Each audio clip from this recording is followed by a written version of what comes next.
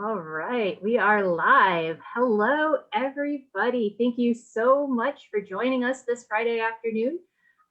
Super stoked to introduce you to one of our members, as well as our vice president. So Doc is away at a meeting this week.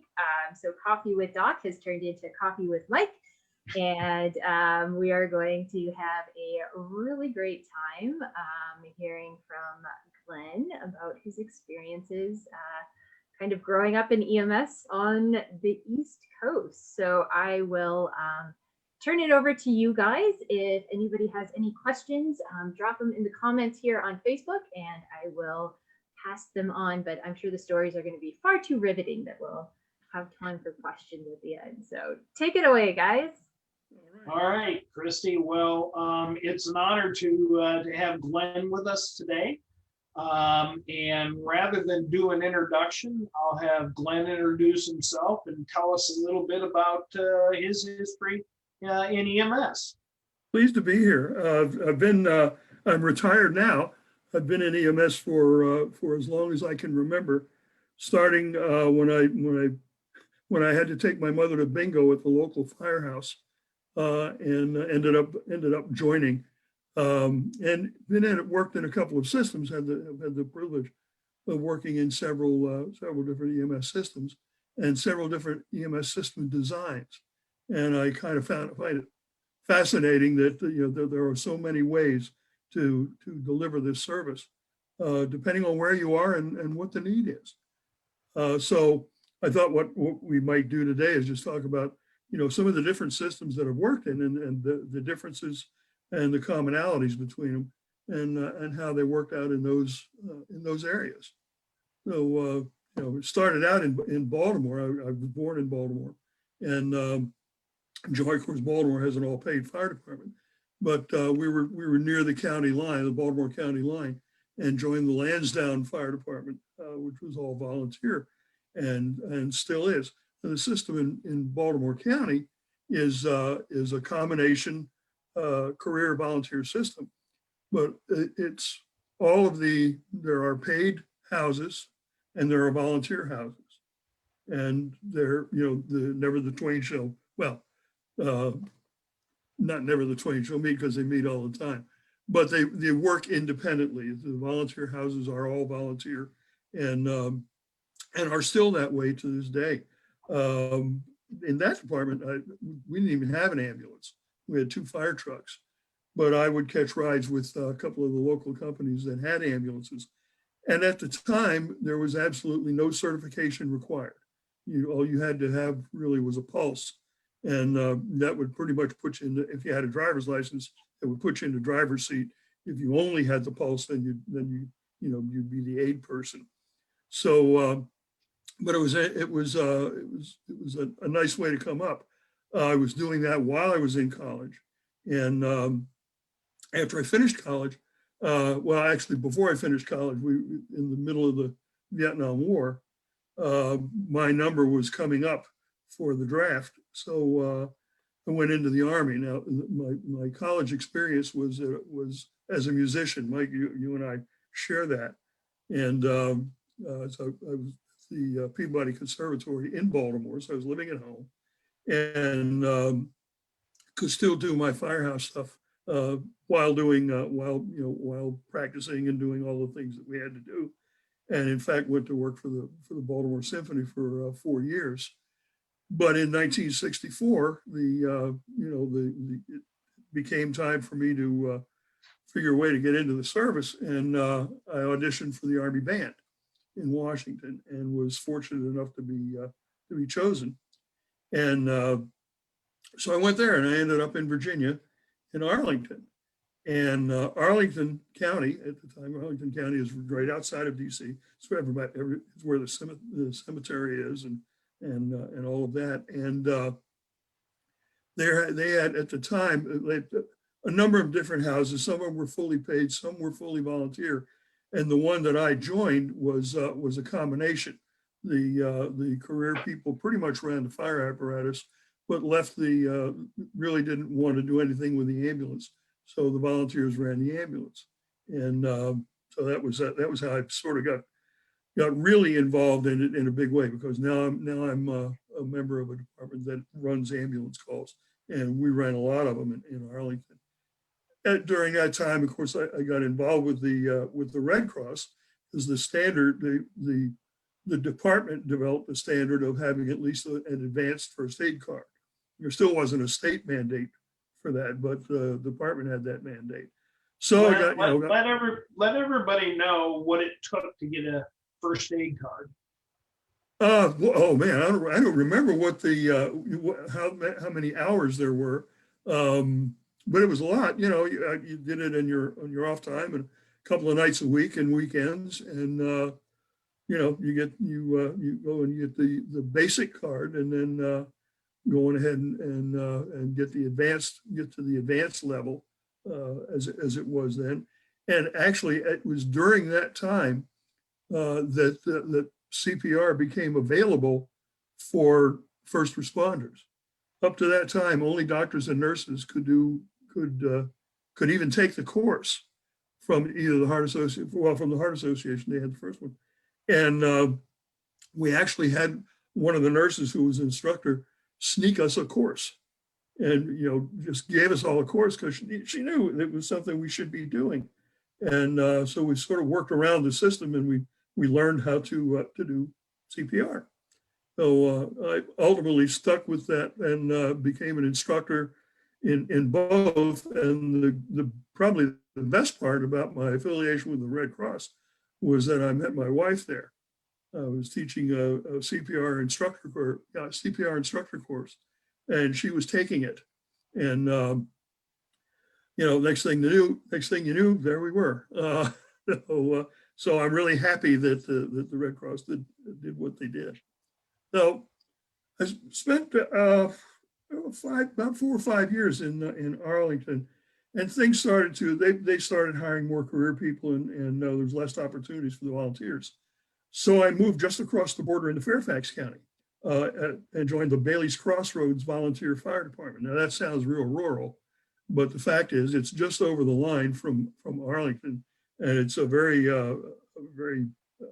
not metropolitan, but high population area.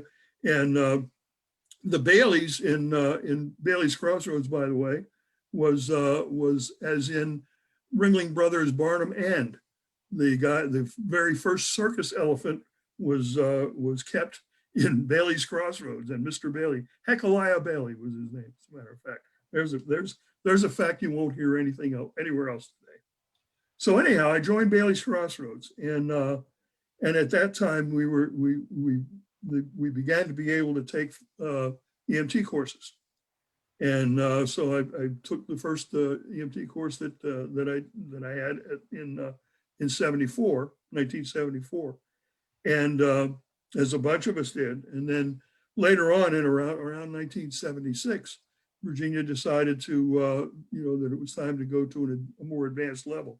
We were all children of emergency. We were watching emergency religiously, and we wanted that like crazy. And so they put that together, and we started doing the training. The interesting thing was, so this was another combination department, combination career and volunteer. Was about, when I joined, it was about 50-50 as far as the personnel were concerned, and it's a little less than that now in terms of volunteers. But they did one interesting thing that I think really made the system work, and that is when they went to an advanced life support level, they decided that everyone would have the same training and meet the same standard, and for whatever, for practicing, for being promoted, for becoming an officer, whatever, we and the career people all took the same class, and they put one together for most of the career people went during the day. Some of them went to the night course that they had set up for the volunteers. We were there, I think, 3 nights a week and Saturdays for about a year, because at the time there was no curriculum. They were just the docs were winging it, and a lot of mimeographed materials. In there was no book. But the good part about it was that it lent itself to credibility across the board.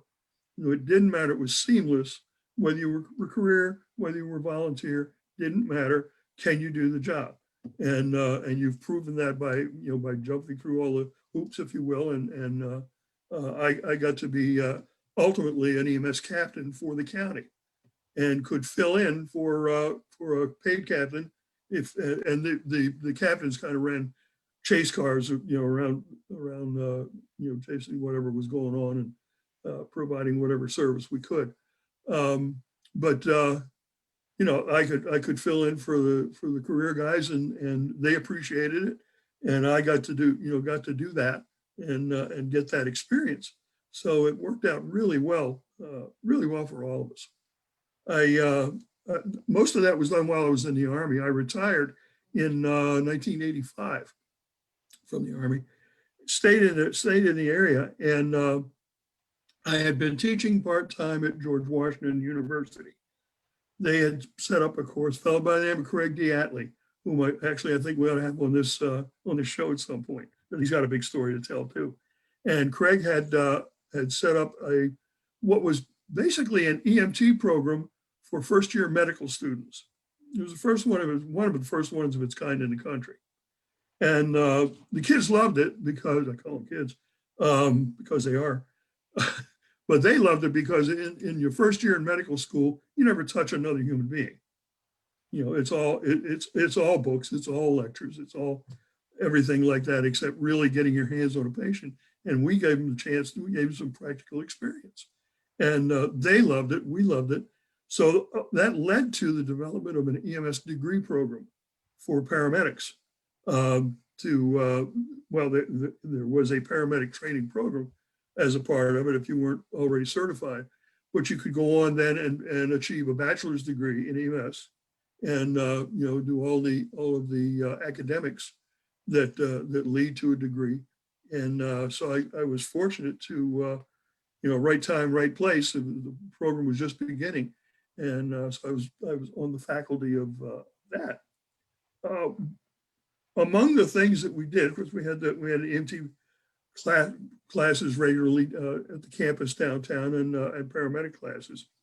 But we did contract services, and one of the contracts that we got was with Fairfax County for their ALS and BLS training. We started with a BLS contract, and I was given that contract to do.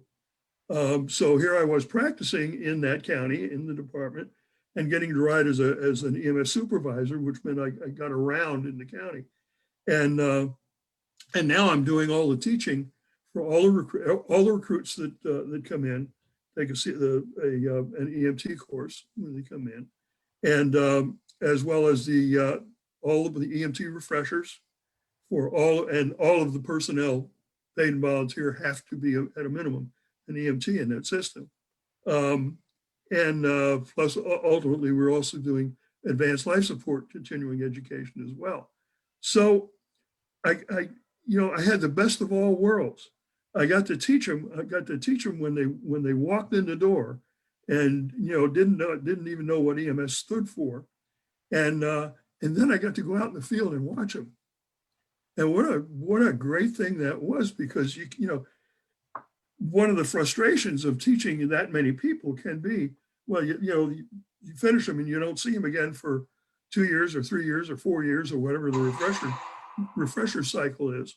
But I got to see them, like every week, and it was a real thrill to watch them in action. One of the best calls I ran was actually the last one before I left the county. It was an OB call, and I was changing shifts actually with Mr. Diatley, who was also an EMS captain, and we had split a shift, and it was like 5 o'clock, and I was relieving him, and the call came in. It was right down the street, and the ambulance from the station we were running out of was out on another call. So he said, well, I'll go with you. So we both went. And then the ambulance arrived, and a couple of my students were on it. And it became obvious that this woman was going to deliver right there, right now. So I said to the student, I said, go ahead. And he kind of looked at me with this, blank look on his face. He said, Oh, I know, you guys, I said, listen, the guy who trained you is here. The guy who trained him, because Craig did a lot of our ALS training, the guy who trained me is here. See, we are not going to let you get in trouble. So we just got to stand back and watch him do this delivery, which was great. And it was great for him. He could not have been prouder when that was all said and done. So that was really kind of a magic moment in the career. But that's a system, a little bit different system design, another career volunteer system, but a little bit different design, a little bit different standard, done a little bit different way. While I was at GW, one of the other projects that we got was with American Safety Video. Now, you had Denny Hare on here a couple of weeks ago. Well, Denny was one of the principals of that company, and they contracted with GW to produce video. And for us, the idea was for us to write it and for them to then produce it. And then they decided, well, why don't we have you guys do the presentations? So, okay. So they flew us down to Naples, Florida, which was fine with us. And we started doing videos, and it became so successful. I got to do a bunch of them. Denny is a longstanding friend, and we've done dozens of videos together. Some people, if there's anybody of our age on here, they might remember the Hands-On series for basics, Street Medicine, which Walt Soy and Greg Margolis were involved in, and there were a couple others. We also did a couple of ACLS series, and I got to do those, and that was, I love making video, and it was an education, because if you're going to write that stuff and you're going to put it out there for everybody, you better be right.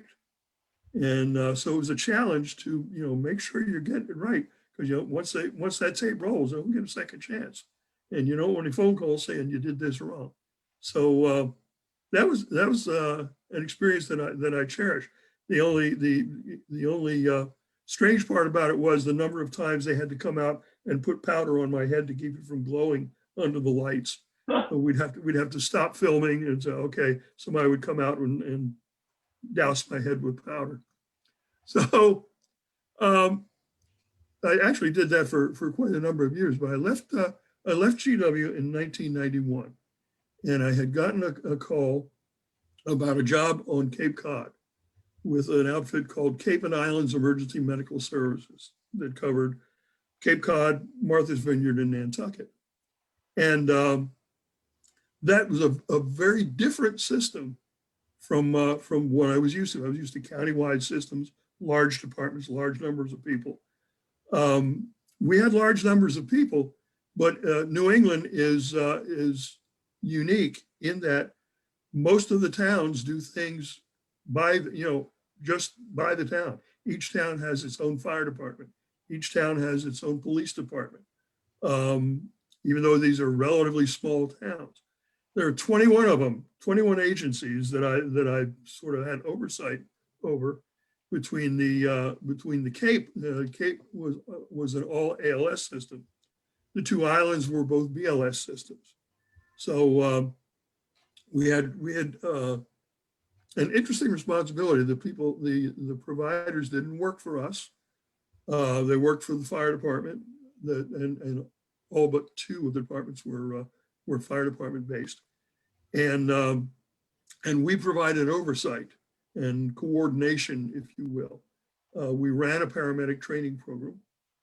We established we wrote the protocols for the system because there were not at that time statewide protocols in Massachusetts. Of course, there are now, but this was back in 1991. There were not statewide protocols. So we wrote the protocols and actually authorized people to practice. So they had to, to fulfill all the things that we required of them. We provided recertification training and continuing education. So the fire departments loved us because then they didn't have to do any of that. And we liked it because then, Now you have a uniform system across the Cape, even though it's being provided by 21 separate agencies, 15 on the Cape and the others off Cape. So so that was, yet another way to provide EMS, different from the others, but it worked, and it works today. It works very well. They're still doing it. We provided the QI. Couple of interesting things happened. Here I am, this basically Southern boy moving to New England. And they thought I had a strange accent, but and I said, when I referred to a road, I referred to a route instead of a route. So they had to correct me on that. But at the very first, I got to run calls while I was doing this, which was great. And the very first call that I ran was I was temporarily living in the town of Yarmouth. And it was for a cardiac arrest at a restaurant. So I jumped in my car, went there. The fire department responded. I got there first, actually. They came in right behind me, and we got the area set up where we were going to work. And somebody said, "What do you want to do?" I said, "I'll get the tube. You guys get the line." Okay. So I get all set up and ready to do the tube, and I'm ready to go, and I realize that everybody has stopped, and they're all staring at me. And the thought crosses my mind, if I don't get this tube, my credibility is shot. Thank the Lord, the tube went in on the first try, and then everybody went back to work. It was just that pause, and everybody went back to work. That was quite an experience. We also did the first scene medevac that had been done in the system while I was there early on. The nearest helicopter to us was out of Boston. So it had quite a bit of flight time. And usually what would happen was they would transport the patient to the local hospital. And if they were going to be transferred, then the helicopter would fly in. We had one case of a heavy entrapment that was going to take a long time. And it happened that the fire chief of that town had previously been in Prince George's County, Maryland, which is really close to DC and close to where I used to work. And of course, there we did medevacs all the time from the scene, with initially with the Park Police and then Fairfax County and whatnot. So we said, we got to medevac this guy off the scene. And okay, so we called for it. And the medic on the scene said, "Can we do that?" And I said, "Well, your fire chief's here, your EMS director's here. Guess we can do it." So we did it, and we medevaced the guy. That was the first time it had been done. And now, of course, it's it's standard operating procedure. And the advantage was that we were able to fly him right to the trauma center in Boston and avoid that in between thing. So that was a nice place to work. I worked there for 10 years, and still have some very good friends up there and love them to death. But again, yet another system. So in 2001, I got another call from this was from a young man who had been in one of my classes at GW. And when he graduated GW, he went to Sussex County, Delaware, excuse me, to work and worked in that system. And he called me up. I happened to be in Maryland at the time on vacation. So we met. And he said, we're looking for a director for our ALS system, and we think you'd be good at it. We think you'd be the guy for the job. So I said, okay. So I wrote him a letter, and did the interviews and all of that. And the next thing I know, my wife and I are moving to Delaware. And so this is yet another mutation of a combined system. In Delaware, all of the basic life support is provided by volunteer fire department ambulances, with a couple of individual ambulance departments, American Legion and whatnot. But most are by the fire department, all BLS, and they do all of it. The advanced life support component is done by Sussex County Emergency Medical Services, which is an all ALS service, all paramedics. and are running chase cars with the ambulances, so that we both respond at the same time. Sometimes they get there first, sometimes we get there first. The patient is transported in the volunteer ambulance, which, if it's an ALS patient, with a paramedic on board. Kind of like the old Johnny and Roy system in California, more or less a mirror of that, except their ambulances were private service. In this case, it's volunteer service. That proved to be an interesting change for me, and for us, and for them, I suppose. The relationship was not great when I got here between our personnel and the volunteers. There was some headbutting, and I think what helped, and probably the reason they called me, was that I had experience both as in a volunteer system and in a paid position, providing care, and could relate to both. And we worked very studiously with the fire chiefs and with the fire departments and with their providers, and ultimately we got everybody on the same page. So it works very, very smoothly, and it's an outstanding system that I take a lot of pride in, and it was a good move. We did have one year that was probably the worst year of my life, and that was in 2008.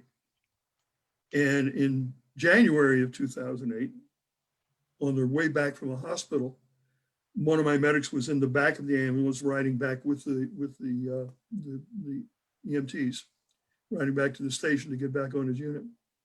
And the ambulance was broadsided by a Jeep that had actually become airborne and flew into the side of the ambulance, creating a very large hole through which the ambulance spun around, through which my paramedic was hurled and landed on his head in the street. Being in critical condition, he was flown to the trauma center at Christiana Hospital, and he was critical for a number of days. And it took him. I got to give him all the credit in the world. He stuck with it, trying to get his head back straight so that he could provide care. And it took him a year, and we stuck with him, and he stuck with us. And by golly, he was able to recover and get back in the field, and continues to serve to this day. So we figured, okay, we've had this bad thing happen. Glad we're done with that. Well, not quite. In June, one of my medics was riding in the back of an ambulance, tending to a patient on the way to the hospital. A deer ran out in front of the ambulance. The ambulance left the road and tilted. And when it did, it sideswiped a tree. Only tree along that road that hung out like this instead of like that. And there was just enough of it hanging out that it skinned the side right off the ambulance. My paramedic was killed, as was the patient. And that's still traumatic to this day for all of us. It was really tough to recover from that. I learned some lessons. I learned that when you're in a leadership position and something like that happens, you don't get to mourn, because you've got to glue everything, keep everything running. But people came through, and we kept providing the service. But that was just about the worst year of my life, really. From that grew an interest in EMS safety, both in terms of vehicle design as well as personnel safety. And I got involved in that, and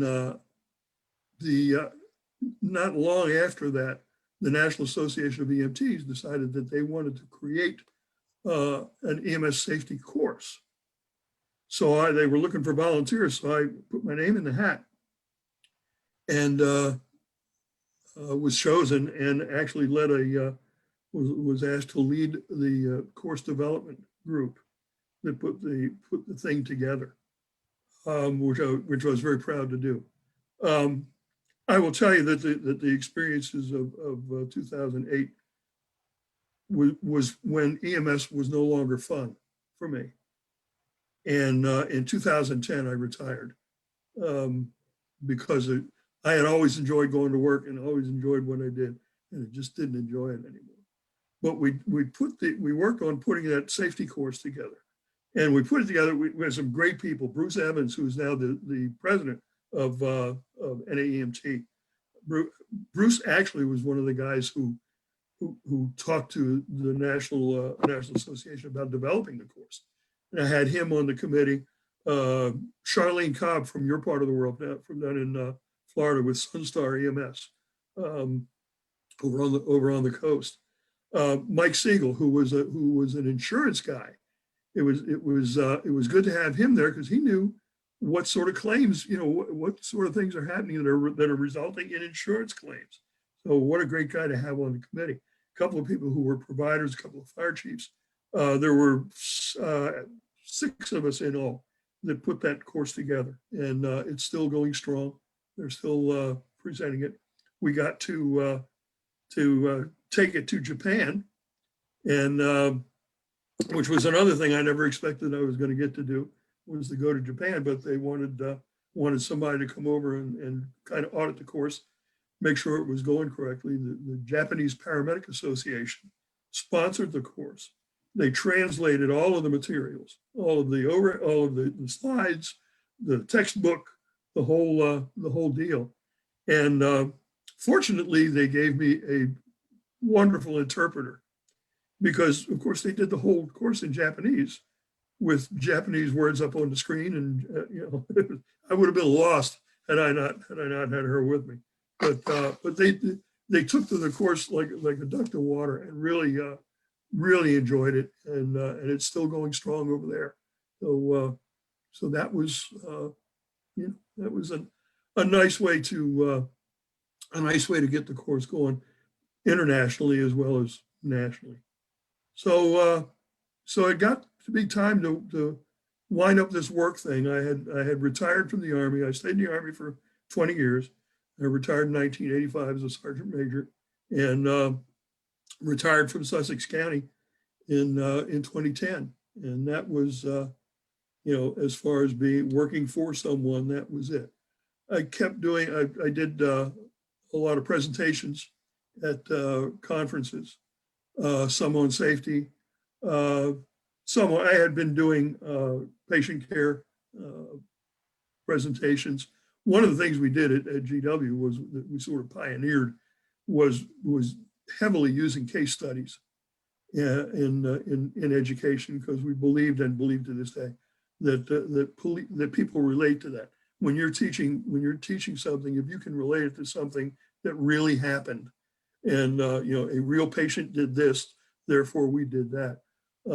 So we used all real cases. We got all real cases, and I went kind of on the road with that for a while, and did a bunch of conferences on case studies, as well as on safety, and a couple of other things. And it was a nice way to wind it up. But after a couple of years of that, I said to myself, I said, "You're working too hard. You're retired. You're supposed to be taking it easy now." So I gradually had to learn the word no, which was tough to learn. I learned the word no, and kind of backed off of doing things. I still sit on a couple of state committees, the EMS Oversight Council for the state, and the Paramedic Advisory Board for our local community college that provides the paramedic training course. But other than that, I'm a civilian now. They gave me a nice shirt that says "Director Retired" on it, and which I wear proudly. But there was a lot to learn, and I learned a couple of things. I learned that the perfect EMS system doesn't exist. There is no, people have been searching that holy grail for years. There isn't one. The rest of Massachusetts, I didn't even get into that. A lot of the rest of Massachusetts is done by private providers. A lot of it's done by fire departments. A lot of it's done by combination departments. A lot of it's done by volunteer departments. There is no perfect system.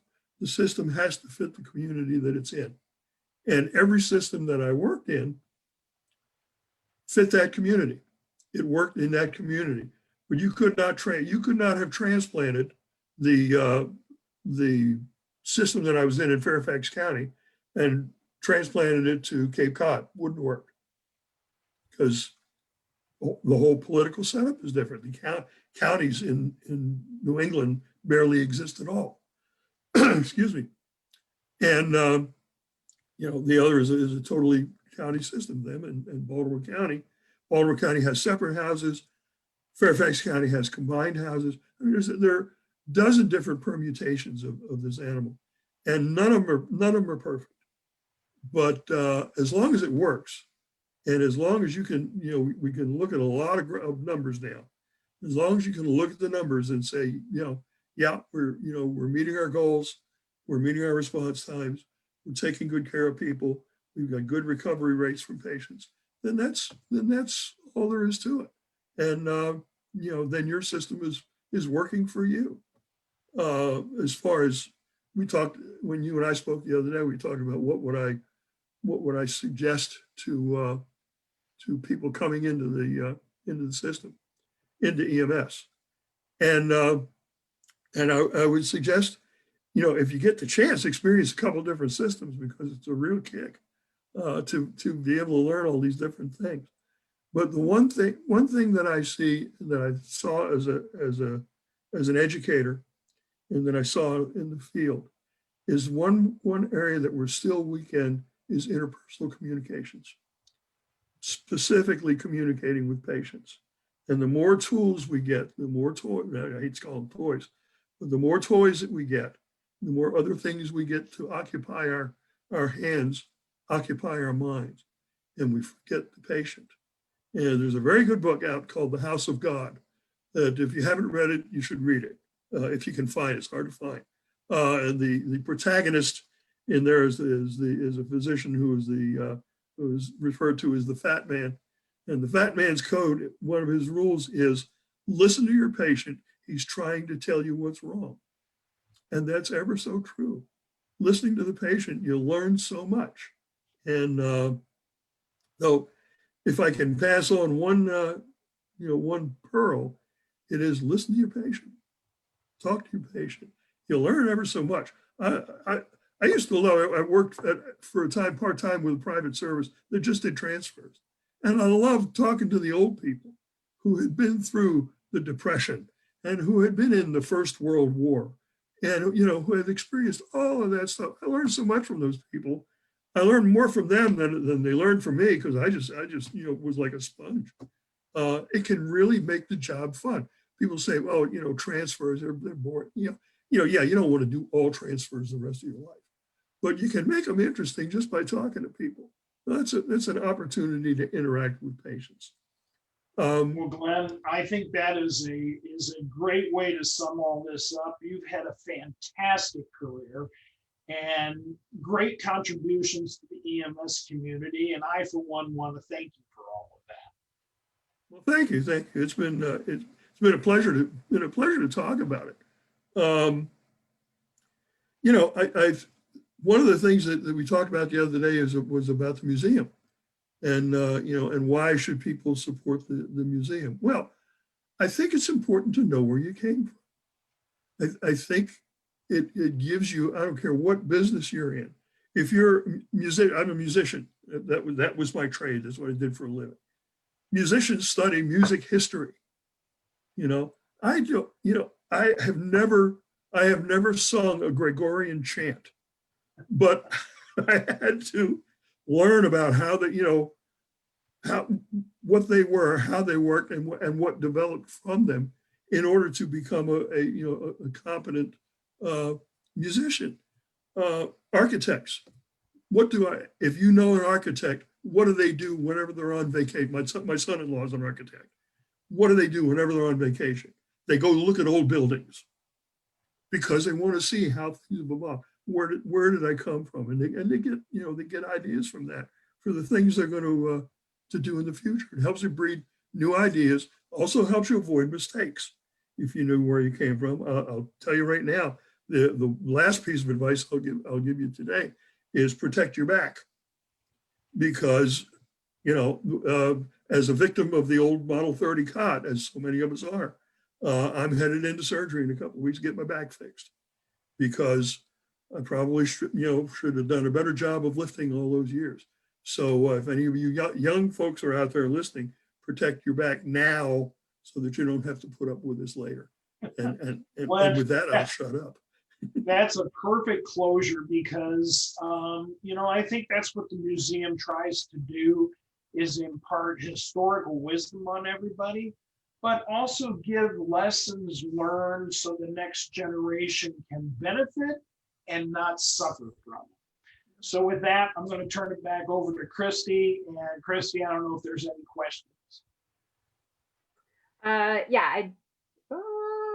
Nope. Just had to do my final check. We have a lot of people tuning in, so that's awesome. Lots of great stuff.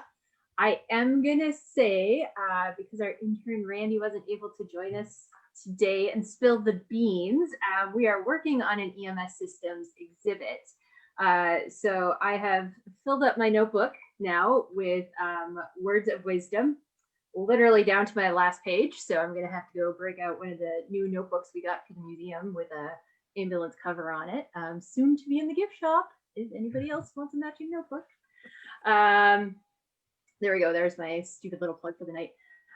But no, this is great. And having worked in patient care myself in a different capacity, I cannot stress enough to those who are listening and those who have listened to me ramble on about my patient care experiences, how important it is to talk with your patients and to provide the human element in your care. It will go a lot further than you may feel it does at the time. So just remember that you're treating patients, patients, not just diseases or broken body parts. So that was fabulous. That was underlined exclamation point, and it's going in my dissertation. But other than that, this is a full weekend for the museum. Tomorrow morning, 10 a.m., we have a pet first aid and CPR class. I can sneak you in if you call me tonight before maybe 10 o'clock. We'll sneak you into the class. Otherwise, there's another class November 15th. I hope that's a Sunday. And that's in the afternoon. So anybody out there with four-legged critters, mine ran off. Otherwise, I was going to make her appear on camera. We have this class designed for EMS professionals or non-EMS professionals. Can sit in and learn the importance of and the techniques on how to properly tourniquet and CPR and other emergency things. If your pet's like mine, they get into trouble all the time. And so this will be a useful class for our household for sure. And with that said, thank you everybody for tuning in. Thank you, Mike, for hosting this week. We certainly appreciate it. I know Doc passes on his thanks for keeping this program going. We want to stay on an every other week schedule. So we are going to do that. Our next, it was bad, I didn't pull up my calendar. I think our next weekend is actually the 23rd. Yeah, it is the 23rd and the 24th. So we have two, our next go around, both a Friday evening and a Saturday afternoon. So that will be fun. Be sure to tune in, and we're going to wish Glenn the best of luck on his back surgery. And then I'm going to try and rope him into our exhibitions team here with our EMS systems exhibit under development, because I think you will be a perfect added voice for our New England friends and representation. So thank you all very much. We really appreciate it. I'm going to have you two guys stay on real quick, but I'm going to kick off the live stream now. Everybody have a wonderful evening, and hopefully we'll see you in class tomorrow morning.